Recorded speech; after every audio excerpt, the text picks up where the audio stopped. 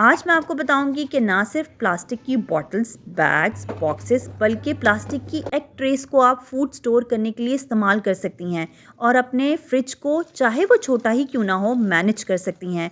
ये वीडियो सिर्फ रमज़ान के लिए नहीं है बल्कि घरेलू तमाम ख़वातीन के लिए है जो इन प्लास्टिक की चीज़ों को इस्तेमाल करते हुए अपना टाइम बचा सकती हैं, चीज़ों को बेहतरीन तरीके से स्टोर कर सकती हैं। तो चलते हैं अपनी मेन वीडियो की तरफ। अस्सलाम वालेकुम यूट्यूब फैमिली, कैसे हैं आप सब। उम्मीद करती हूँ आप सब खैरियत से होंगे और अपना बहुत ख्याल रख रहे होंगे। यहाँ आप देख सकते हैं कि यहाँ प्लास्टिक के बॉक्सेस हैं डिफरेंट साइज़ेस के, साथ में छोटी सॉसेस के बॉक्सेस हैं। इवन के आप यहाँ देख सकते हैं कि प्लास्टिक की एक ट्रेस भी मौजूद हैं। इन तमाम चीज़ों को हम यूटिलाइज़ कर सकते हैं अपना फूड स्टोर करने में, और बेशक आप करती भी होंगी क्योंकि पहले हमारे पास जो बॉक्सेस होते थे जिनको हम फ्रिज में रखते थे, ये जो डिस्पोजेबल बॉक्सेस हैं ना, ये बहुत पहले नहीं हुआ करते थे। इनका रवाज अभी कुछ सालों में बढ़ गया है, पहले इतना ज़्यादा नहीं था। और घर की ख़वातीन जब अपने घरेलू बॉक्सेस में कोई चीज़ पैक करके किसी के घर भेजती थी ना, तो वो उनकी एक ख़ास तलकीन होती थी कि भाई हमारा डब्बा वापस कर दें। तो ये जो डब्बा वापस करने का झंझट है ना, ये इन बॉक्सेस ने एक तरह से ख़त्म कर दिया है। यानी कि अब हमें इतनी परेशानी नहीं होती कि भाई हमारा डब्बा उनके घर गया हुआ है तो वो वापस आ जाए। तो सबसे ज़्यादा फ़ायदा तो मुझे इन बॉक्सेस का और इन चीज़ों का, प्लास्टिक का, यही लगता है कि आप बेझिझक किसी के घर या आपने कोई चीज़ बांटनी हो तो इन बॉक्सेस में बांट सकते हैं। और इन बॉक्सेस को आप अपना खाना स्टोर करने के लिए इस्तेमाल कर सकते हैं। यहाँ आप देख सकते हैं कि मैं इसमें लहसुन अदरक का पेस्ट स्टोर कर रही हूँ, और इस तरह मैं इन छोटे छोटे बॉक्सेस में स्टोर कर लेती हूँ। और जब मुझे ज़रूरत हो तो इसमें से एक बॉक्स मैं नीचे फ्रिज में रख लेती हूँ ताकि वो डीफ्रॉस्ट भी हो, और इस तरह से वो 1 हफ़्ता 10 दिन चल जाता है। और इस तरह जब मुझे ज़रूरत होती है तो मैं फ्रीज़र से फ्रिज में उसे शिफ्ट कर लेती हूँ इन छोटे छोटे बॉक्सेस में पेस्ट को फिल करके। चाहे रमज़ान आए, बड़ी ईद आए, इलेक्शन आए या कोई शादियों का सीज़न आए, तो सब्ज़ियों की प्राइसेस बड़ी तेज़ी से अप डाउन होती हैं। यानी कि आपको अंदाज़ा ही नहीं हो पाता कि चीज़ें कितनी तेज़ी से बढ़ रही हैं, उनकी कीमतें किस हद तक बढ़ रही हैं। तो ज़रूरी होता है कि हम चीज़ों को जब कम कीमत में देखें तो उनको स्टोर कर लें। जैसे यहाँ मैंने रमज़ान से पहले ही चीज़ों को स्टोर कर लिया था। मैंने टमाटरों को धोती तो वैसे मैं आम तौर पे नहीं हूँ, लेकिन आपको दिखाने के लिए यहाँ धो के मैंने उनको स्टोर किया था। क्योंकि अगर आपने मेरी पहले वो वीडियो देखी हो जिसमें मैं टमाटरों को स्टोर करने का तरीका बताया है, उसमें मैं इनको फ्रीज़ कर देती हूँ और जब निकालती हूँ और पानी में डिप करके रखती हूँ तो उससे इनका छिलका ऑटोमेटिकली 2 मिनट में उतर जाता है। तो उस वक्त ये धुल भी जाते हैं। अगर आप चाहें तो धो लें, अगर आप नहीं चाहती तो ना धोएं, ऐसे ही स्टोर कर लें बॉक्स में और उसे फ्रीज़ कर लें। जो टमाटर मैंने अलग कर लिए थे वो नरम थे, उनका मैं पेस्ट तैयार कर लूँगी। और यहाँ मैं मेजरमेंट के हिसाब से मटरों को बॉक्सेस में फ़िल कर लूँगी। यानी कि 1.5 प्याली या 2 प्याली चावलों के हिसाब से मैं 1 प्याली मटर लेती हूँ। तो इस तरह से मेरी मेजरमेंट भी हो जाती है और मुझे बाद में उनको सब मटरों को इकट्ठा डीफ्रॉस्ट नहीं करना पड़ता। ये बड़ी आसानी हो जाती है इन छोटे छोटे बॉक्सेस से। और अगर आप चाहें तो इन्हें इस तरह से ज़िप लॉक बैग में पूरा भी भर सकते हैं। ये आपकी आसानी के लिए है कि आप चाहें तो इसे ज़िप लॉक बैग में फ़िल करके रख लें या छोटे छोटे बॉक्सेस में अपनी मेजरमेंट के हिसाब से फ़िल करके रख लें। ये बात बिल्कुल दुरुस्त है कि ज़रूरत से ज़्यादा प्लास्टिक का इस्तेमाल नहीं करना चाहिए। हमें ओवन में प्लास्टिक की चीज़ों में खाने को गर्म नहीं करना चाहिए। लेकिन इस महंगाई के दौर में जब हम कोई चीज़ परचेज़ करते हैं या कोई खाना ऑर्डर करते हैं और वो जिस प्लास्टिक के बॉक्स में आता है, तो क्यों ना हम उसे एक हद तक इस्तेमाल करें ताकि हमारे पैसे की ना सिर्फ बचत कर सके बल्कि उस बॉक्स के चार्जेस तक हमने पे किए होते हैं, तो क्यों ना हम उस बॉक्स को भी इस्तेमाल करें और यूटिलाइज़ करें। धनिए को स्टोर करते हुए आपने कुछ बातों का ख्याल करना है। एक तो इसे धो के स्टोर ना करें, और अगर आप धो के स्टोर करना चाहती हैं तो इसे मुकम्मल तौर पे खुश्क करें। इसको जिस बॉक्स में आप स्टोर कर रही हैं उसके ऊपर नीचे किचन टिश्यू पेपर का इस्तेमाल करें।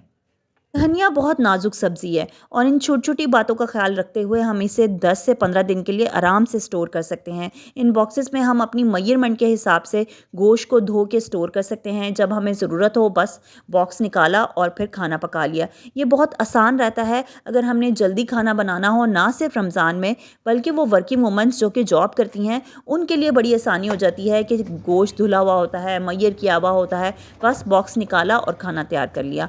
कीमे को स्टोर करने से पहले इसका पानी निकालना ज़रूरी होता है। हर तरीके से इसे इसमें से आप पानी को ना सिर्फ निकाल लें बल्कि इसे एक उबाला दे लें ताकि इससे से जो एक्स्ट्रा खून है वो भी निकल जाए। एक और चीज़ जो हमें रमज़ान से पहले या फिर 2 से 3 महीने के बाद निकालनी होती है वो है देसी घी। देसी घी को निकालने के लिए भी आप घर में जो आपके पास एक्स्ट्रा या बची हुई बॉटल्स हों इस किस्म की, जो हम कोई ना कोई चीज़ परचेज़ करके लाते ही हैं इन बॉटल्स में, अचार होता है, इवन कि ये देसी घी की बॉटल थी जो कि मैंने परचेज़ की थी और बाद में इसे धो के मैंने स्टोर कर लिया था। और इसी तरह से इसका जो मैंने खोया निकाला है वो भी इस बॉक्स में मैं स्टोर कर लूँगी और इसकी बाद में मैं क्यूब्स बना लूँगी। अगर आप मुझसे पूछें तो मैंने कोई भी चीज़ इस वीडियो को बनाने के लिए परचेज़ नहीं की सिवाय ज़िप लॉक बैग्स के।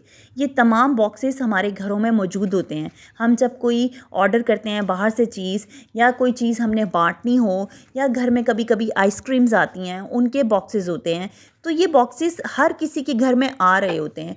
तो बेहतर यही होता है कि हम इन चीज़ों को संभाल लें, धो के स्टोर कर लें ताकि जब हमें ज़रूरत पेश आए तो हम इन्हें इस्तेमाल कर सकें।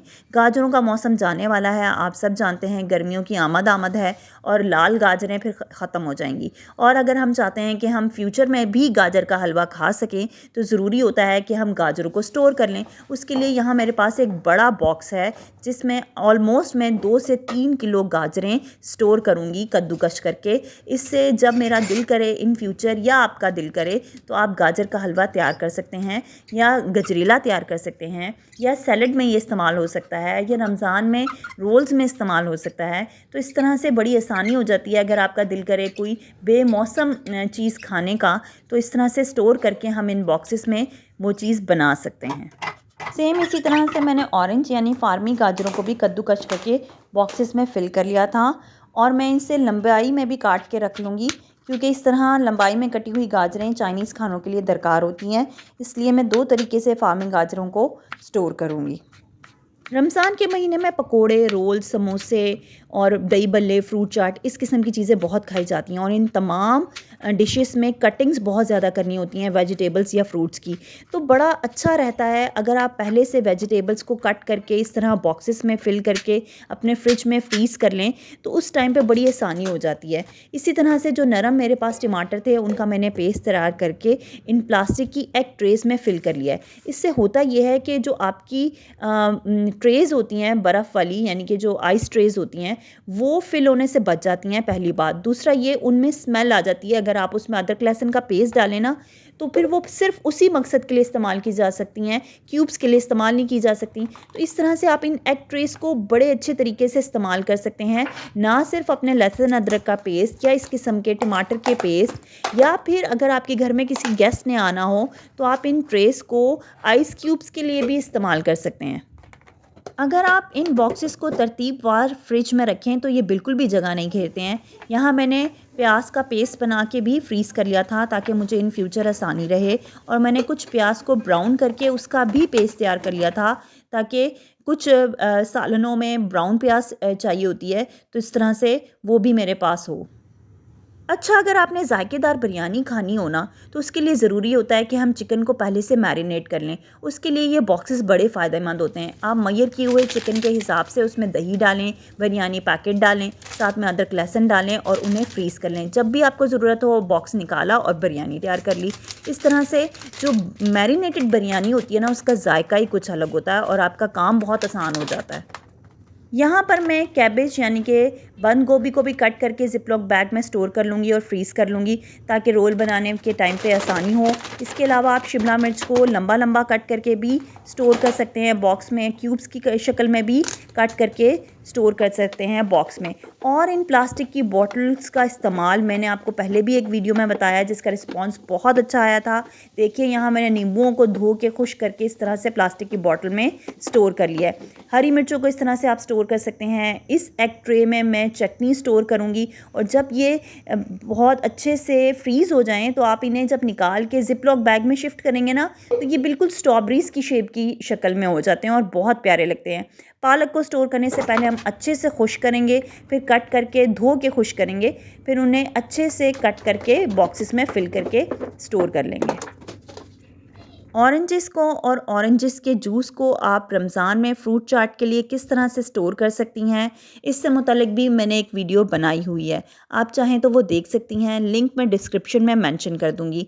आप मुझे कमेंट करके बताइएगा कि कौन-सा तरीका आपको सबसे ज़्यादा पसंद आया इन बैग्स, बॉटल या बॉक्सेस को यूज़ करते हुए या एग ट्रेस को यूज़ करते हुए कौन-सा तरीका सबसे अच्छा आपको लगा? प्लीज़ मुझे कमेंट करके ज़रूर बताइएगा। मैं उम्मीद करती हूँ मेरी इस वीडियो से आपको सीखने को कुछ ना कुछ ज़रूर मिला होगा। अगर कुछ भी सीखने को मिला हो तो प्लीज़ मेरी वीडियो को लाइक कीजिएगा, चैनल को सब्सक्राइब कीजिएगा और ये वीडियो आगे भी शेयर कीजिएगा। मैंने इस वीडियो पे बहुत मेहनत की है। प्लीज़ आप कोशिश कीजिएगा कि एक कमेंट तो ज़रूर करके बताइए कि आपको ये वीडियो कैसी लगी। चलिए अब मुझे दीजिए इजाज़त। इंशाल्लाह आपसे नेक्स्ट वीडियो में मुलाकात होती है। अपना बहुत ख्याल रखिएगा। Take care. अल्लाह हाफ़िज़।